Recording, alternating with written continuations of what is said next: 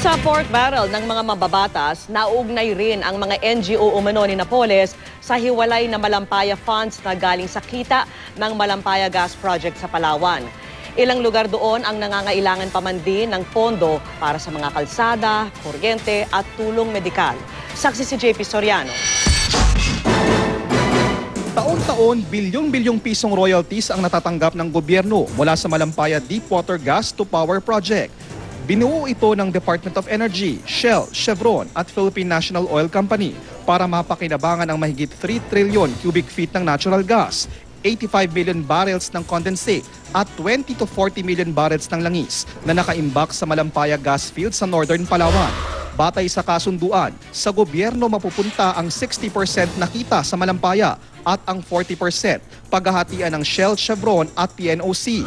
Ang parte ng pamahalaan sa Malampaya nakalaan sa kanilang mga renewable energy project sa pagtulong sa mga biktima ng bagyong Ondoy at Pepeng noong 2009 at sa iba pang proyektong pinaglalaanan ng Pangulo. Pero ang mga taga Northern Palawan tila nakalimutang mabahagian ng kita ng Malampaya. Sa maraming lugar doon, di raw sementado ang ilang kalsada. Maraming bahay pa rin ang walang kuryente. Maraming namamatay sa malaria dahil kulang sa mga doktor.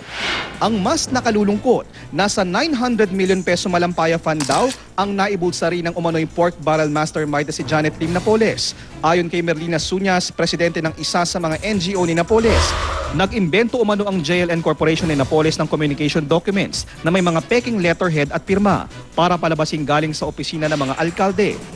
Naka-address daw ito kay nooy Agrarian Reform Secretary na Sir Pangandaman. Pagkatanggap, mag-i-issue na raw ng cheque ang DAR para sa dummy NGO. Habang natapos namin hulat, mga 97 na ano yun po sir. 97 mayors all in all ang nangyari doon. Pero hindi, ang payments po, hindi sabay-sabay po yun.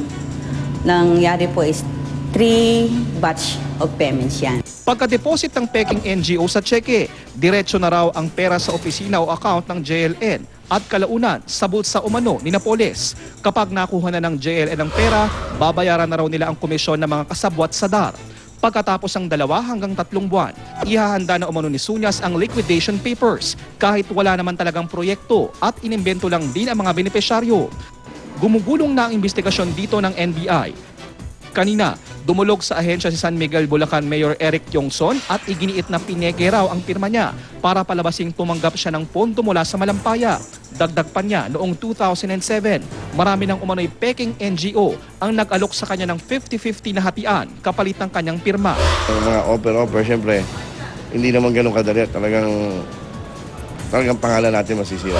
But on your end, malinis po ang ano. So far, it's in good faith. Sinisika pa ng GMA News na makuha ang panig ni Pangandaman. Ako si JP Soriano, ang inyong saksi.